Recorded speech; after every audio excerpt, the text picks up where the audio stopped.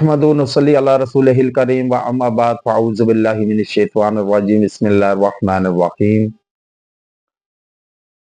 इंसान चाहता है कि वो किसी ना किसी की हिफाजत में इसार में रहे, ताकि कोई दुश्मन, कोई मोज़ी जानवर या कोई ऐसी चीज़ के जो इंसान को उज़र नुकसान पहुँचाए, उससे महफूज रहना चाहता है।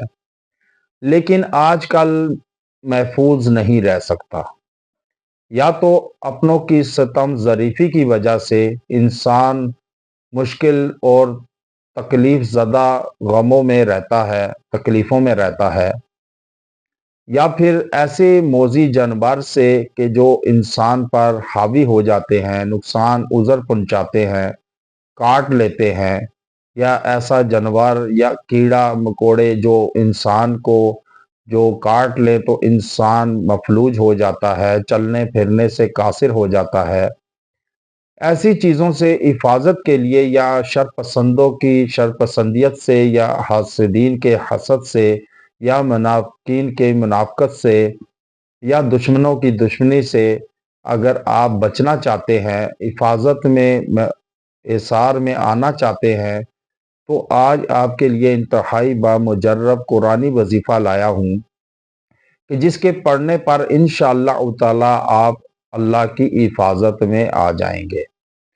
और जो शख्स अल्लाह की हिफाजत में आ जाए, उसे दुनिया चाहे एक साइड पर क्यों ना हो, उसको उज़र नुकसान नहीं पहुंचा सकती। और अगर इंसान अल्लाह की हिफाजत में ना हो, तो फिर हर छोटी से छोटी चीज़ भी इंसान को उज़र और नुकसान पहुंचाती है। इसलिए सबसे पहले अपने आप को दीन पर लाएं, नमाज को कायम करें, ज़िक्र अज़कार से दिल को मुनव्वर रखें, ताकि अल्लाह का कुर्ब हासिल हो।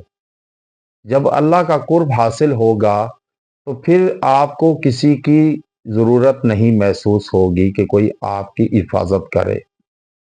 क्योंकि एक शख्स अगर किसी सिक्योरिटी के अमले में या पुलिस के असार में, आर्मी के असार में हो, तो वो अपने आप को कितना अच्छा महसूस करता है, हिफाजत में महसूस करता है कि अब कोई चीज़ उज़र नुकसान नहीं पहुंचा सकती, कि मेरे इर्द गिर्द महफूज और मजबूत किस्म का इसार है। लेकिन जो शख्स अल्लाह के इसार में, हिफाजत में आ जाए, तो फिर उससे बड़ा खुश नसीब और हिफाजत वाला अमल कौन सा होगा, कि फिर उसको कौन सी ऐसी चीज़ है जो नुकसान या उज़र पहुंचा सके।